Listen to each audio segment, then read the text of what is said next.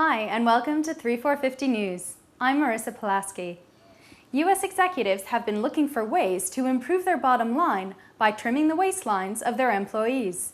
Many companies are now sponsoring disease management and prevention programs, leading to significant savings on health insurance policies.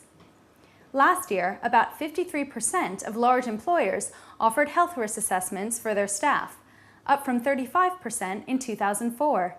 Much of the change is being driven by cost.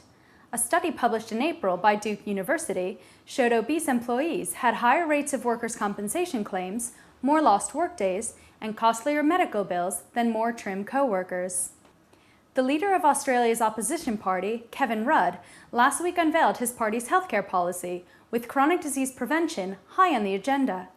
If elected, Mr. Rudd will set up a national task force involving health and economic specialists to drive the swing to preventative medicine. Labor will also offer incentives for general practitioners to focus on quality preventative health care. In Australia, more than 50% of the population already has a chronic disease, and 3 million Australians are likely to have diabetes by 2030. Starting in September, some cigarette vending machines in Japan will begin carding teenagers. At the moment, 60% of all cigarettes are sold in vending machines, but one company plans to outfit its models with software that can assess whether a customer is of the legal age.